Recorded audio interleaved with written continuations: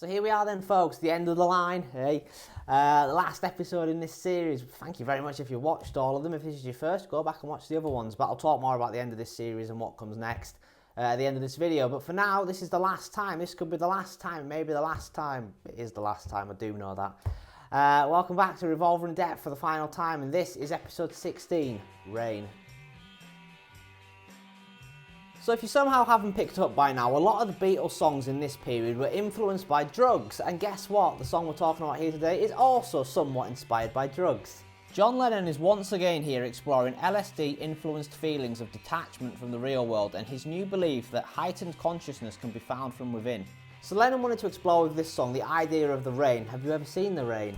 The idea that whenever it rains, people, they run away from it, they run away inside and they hide away from it. And why? Why do they do this? It's no different from the sun. It doesn't change your life in any way.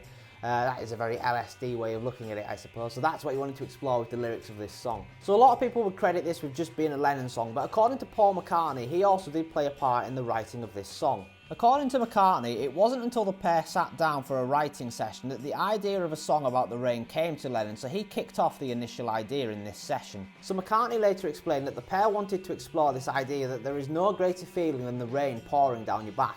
Which, funnily enough, McCartney would also explore this idea again on the song Mammonia on 1973's Band on the Run. What is it? You've never felt the rain, my friend, till you felt it pouring down your back. It's a great lyric, that. But yeah, that's a story for another day. But yeah, that was the idea of this song. They wanted to basically explore the idea of the rain coming down your back. However, the writing of this song and the lyrics aren't really the interesting part of it. It's the recording of it and what went on in the session for this song, how they created it. So let's just get into that now. The Beatles began working on Rain at Abbey Road Studios, or EMI Studios as it was known then, on April 14th of 1966. Now to begin with, the band worked on getting the basic track nailed down. For this, Lennon played electric guitar, McCartney also played electric guitar, and Starr played drums. The drums on this song were a key feature of it. The band wanted them to sound big and thunderous. Starr would later comment that his performance on Rain was amongst his favourites he's ever done, and would also say that he felt like he was possessed while playing this song. Now, part of the reason for that was because the band played the track like lunatics. They played it really, really fast, but we'll come back to that shortly. But they recorded 5 takes of the basic track, and they would deem take 5 to be the best one to start applying overdubs to. McCartney would then overdub his bass onto the track, again playing it really fast like a lunatic. The reason they were playing so fast on this track was because they'd recently discovered that if they slow tapes down, it created an interesting, deeper sound. So from the get-go, they had every intention of slowing this song down. Anyway, if you want to hear how Rain sounded at this point, played really, really fast, well, good news, you can. On 2022 Super Deluxe Edition of Revolver, there is an outtake called Rain, Take 5, Actual Speed. And again, it's one of the more interesting outtakes on this box set because it's basically the Beatles playing this song like lunatics. You've got the guitars, the drums and the bass. There's no vocals, but you just get to hear it, how it sounded, how they actually recorded it before they did any effects to it. Yeah, really, really interesting stuff. I mean, when I listen to this outtake, my fingers ache and they're sore just listening to it. I mean, how they can, especially Paul, play the bass that fast, it's incredible, man. So anyway, with the bass now overdubbed onto the track, it was time to slow it down.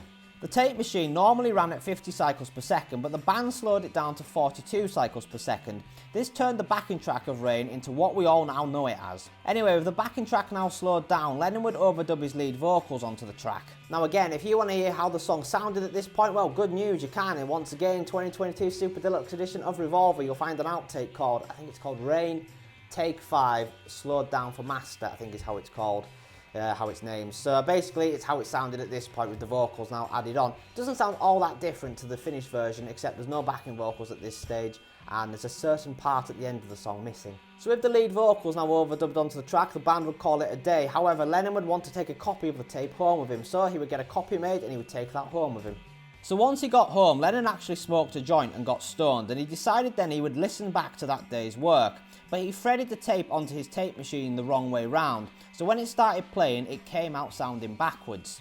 Now hearing this song played backwards completely blew Lennon's mind, and he knew at that point, even though he was stoned, that somehow this backwards sounding music needed to be on this record. So the second and final session for Rain took place 2 days later on April 16th of 1966. Now to begin with, the band needed to create a reduction mix to free up an extra track, so that would be done, and then there was an extra track freed up so that they could start applying further overdubs to it. So with an extra track now freed up, Lennon, McCartney and Harrison would overdub the backing vocals onto the song, and then Starr would overdub some tambourine onto it. Finally, it was time to add Lennon's latest stoned idea onto the song, his backwards vocals on the song's coda. To do this, the vocals from Lennon's original vocal performance were copied onto a tape reel. They then reversed this reel and then added it on to the end of Lennon's original vocal track on the master. God knows how that worked, but it did. So after that was done, they would now mix the song 4 times. They would do 4 mono mixes, and the 3rd mono mix would be the one that would get released on the single. During mixing, Lennon's lead vocals were also thickened with artificial double tracking. So with the song now complete, the band needed to find a way to try and promote this upcoming single. Now, as I mentioned in the previous video about Paperback Writer, by this point the Beatles had zero interest in going to TV shows all around the world to perform live and promote this song. So instead what they would do, as they did with Paperback Writer, is they would record some videos of themselves performing the track, miming the track basically, and then they would send these different videos to different TV shows all around the world for them to show to their audiences. It then made it look like the Beatles had been too busy basically to come to the show in person, so yeah, they would send this exclusive, use that term loosely, video. Of course, these days it wouldn't be as easy to get away with this because the world is a lot more connected, but back then you could, send the same video to a show in Italy, a show in America, a show in Australia, and, well, let's be honest, people aren't going to know unless you know an Italian who you can phone up and say, have you seen this? Have you seen this new video? And they tell you the exact same thing. You're not going to know. It's not like someone's going to put on the internet, hey, you seen this? So, yeah, as far as you knew, this was an exclusive performance for the show you were watching in your country. Quite a clever idea. It would click on, it would become known as the music video in later years. Now, interestingly, this wasn't a double A-side single. Paperback Writer was the A-side, yet the band still decided that they would record some videos for the B-side, Rain, the song we're talking about here. So, to start with, they needed to get a director, so they would get Michael Lindsay Hogg, and he would come down to Abbey Road Studios, Studio 1, on May 19th of 1966 to film some videos for Rain and Paperback Writer, but we're talking about the Rain videos here. If you want to hear about the Paperback Writer videos, go and watch the previous video. Now, for this first day of filming, the film crew would actually use videotape, which isn't as good as proper film and it's probably cheaper. So with regards to the Rain videos filmed this day, firstly they would film themselves in colour, performing or miming the track. This was intended for the Ed Sullivan Show in the US. After that they would film a second video, this time in black and white, once again though, them just miming the track in the studio. This was intended for Ready Steady Go here in Britain. Now they would actually only film 2 videos for Rain this day, but that wasn't them done. They would then decide the following day that they were going to record some more videos. So yes, the following day, May 20th, 1966, the Beatles and Michael Lindsay Hogg made their way to Chiswick House to record some more videos. Now interestingly, for this second day's filming, the film crew would actually use proper film rather than the cheaper videotape that had been used the previous day, so we got some high quality film made this day. So for the Rain video, the band were filmed outside the gates of Chiswick House and around a cheddar tree. Some conservatory footage for the Paperback Writer video was also used in the Rain video. The band were also filmed walking around the grounds. This walking footage would be used in both videos. Now, despite this video being filmed in colour, when it got its debut on Top of the Pops, it was broadcast in black and white on June 9th of 1966. A week earlier, on June 2nd of 1966, the Paperback Writer video, also filmed in colour on this day, was also broadcast for the first time in black and white on Top of the Pops. Now, if you want to see these videos, you'll have to go and buy the OnePlus video collection to see all of them. However, if you want to see the black and white videotape version of the Rain video that was filmed in Abbey Road, well, that's been put on YouTube. For some stupid reason, Apple decided to upload what is officially classed as the alternative video for Rain, rather than the official video. The official video for Rain is the Chiswick House one, which was in colour on proper film. It's pretty high quality as well. It's all been restored these days, where they're on the tree miming the track and at the gate and stuff. But for some reason they put the black and white version up. Why you would upload an inferior version of a video, I don't know. So Rain would be released as the B-side to Paperback Writer on June 10th of 1966 in Britain, although it was released slightly earlier on May 30th of 1966 in America. So as I mentioned in the previous video about Paperback Writer, this would be the first Beatles single since She Loves You not to debut at number 1. However, it would eventually reach number 1 in both Britain and America, as well as a couple of other countries. Now, despite not wanting to go around the world promoting this single on TV shows, for some bizarre reason the band did agree that they would appear live on Top of the Pops. Now, Top of the Pops had started in 1964, and whenever the Beatles had appeared on it, it had always been a pre-recorded film. They'd never appeared live, and yet for this single, they agreed that they would appear live on Top of the Pops to mime the track live on British television to the nation. So, on June 16th of 1966 at 7:30 PM on BBC One, Top of the Pops went out live. And the Beatles were there live in the studio. They were due to perform last on the programme, and they will be performing both sides of their new single, the A-side, Paperback Writer, and the B-side, Rain. Now this appearance on Top of the Pops was actually the final time the Beatles ever appeared on live TV, with the exception of the Our World satellite broadcast where they performed All You Need Is Love on that in 1967. But apart from that, this was the very last time the band ever appeared on live television. Now if you want to see this footage of the Beatles on Top of the Pops, well, bad news, I'm afraid you can't, because the BBC didn't keep the footage. So in the 60s and the 70s, the BBC had a policy where instead of buying new tape, they would just record over existing tape that they already had. Because they were publicly funded, they didn't have enough money, they didn't have a lot of money to go around buying more and more tape and keep building up more and more tape in their archive. So what they would do was they would pull out old tapes and they would just record over it, which meant a lot of the stuff that the BBC filmed in the 60s and 70s has been lost. Now, stuff that has survived has either been luck, or it's been because the BBC has then sold it on to other territories around the world, and those other territories have kept the footage. So unfortunately, the Beatles appearing on Top of the Pops is not one of the ones that has survived.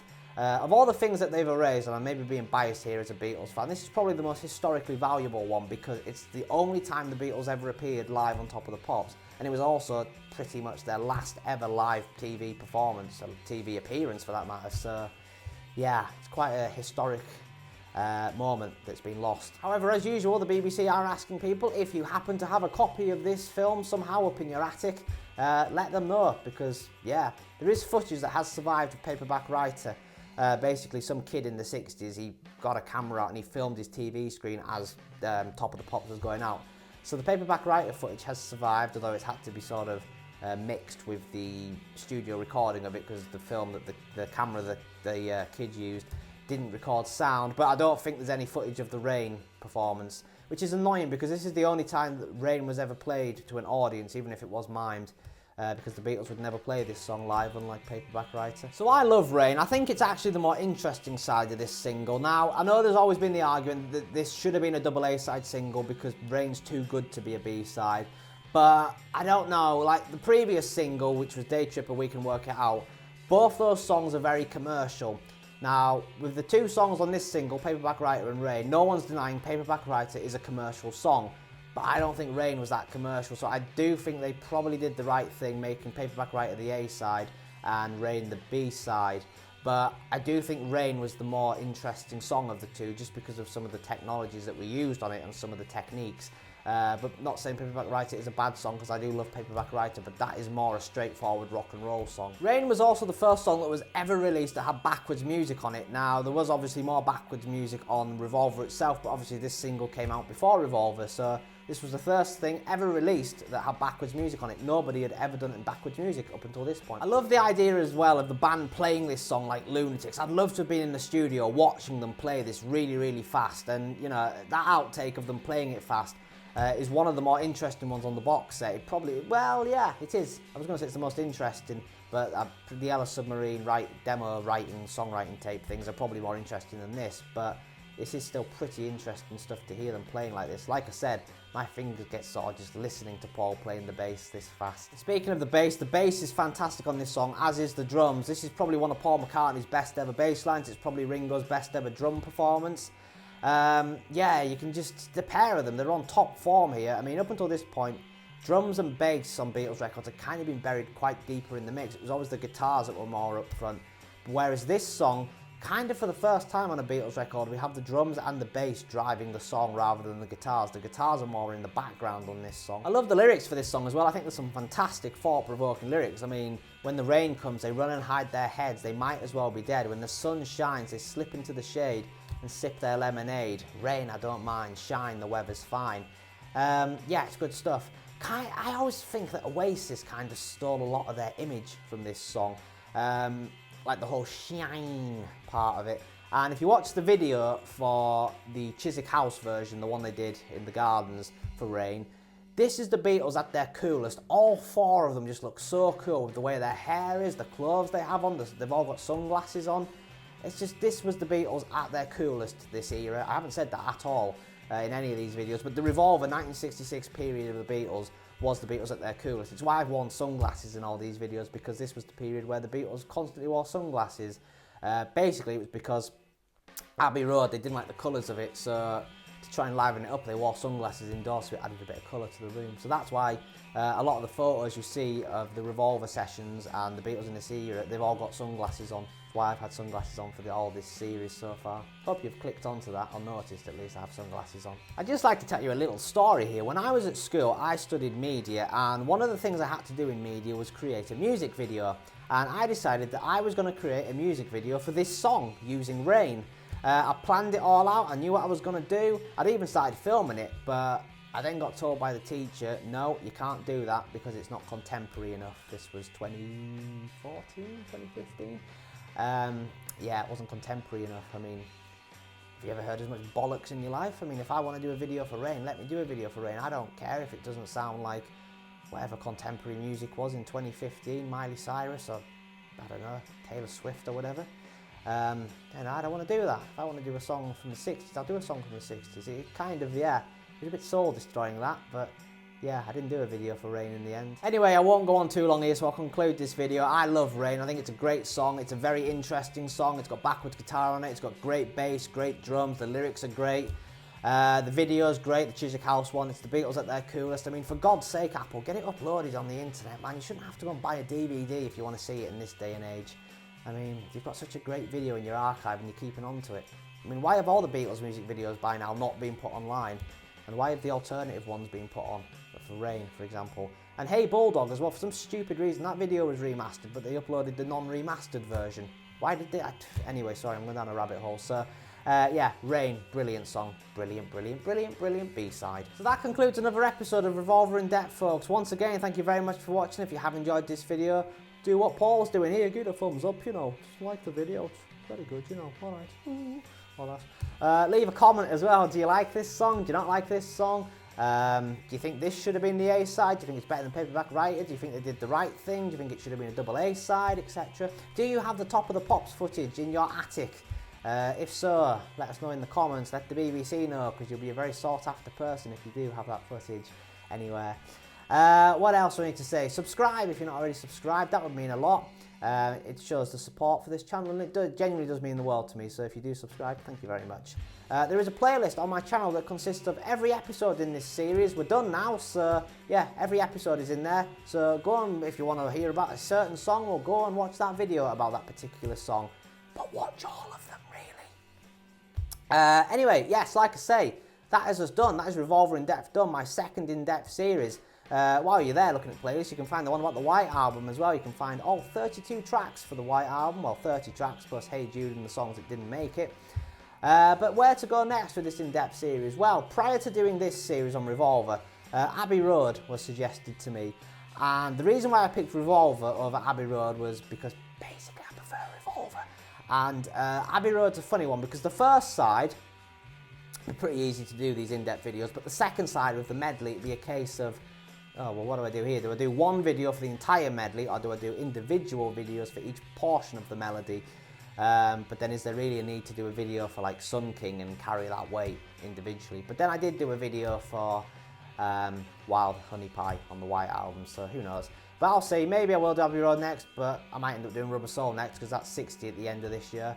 Or maybe I'll do Pepper, or maybe I won't do a Beatles album. Maybe I have also thought about this idea of just doing an in-depth series where rather than doing particular albums, I just do songs but a different artist, and I just pick a song at random and just do that rather than do an entire album. So we will see where we go from here. But I'm going to have a bit of a break now from doing these in-depth videos because these are hard work, and I've done these, all 16 of these videos, basically solid back to back. Pretty bizarre now thinking back to realise I did the White Album ones like this as well, pretty much solid back to back, all 32 of them, and yeah, I was pretty worn out after that, and I'm pretty worn out after doing these 16 videos. So the in-depth series will take a little break for a while. It will return at some point. We'll see where we go with that. But for now, thank you very much for watching. I do hope you've enjoyed this series. I have enjoyed doing it. And yeah, I will see you in the future. Do take care though, until now, for now, till then, yeah, I'm rambling. What do I mean? What do I mean? Do take care, basically, yeah. Very professional. Alright, very good, you know.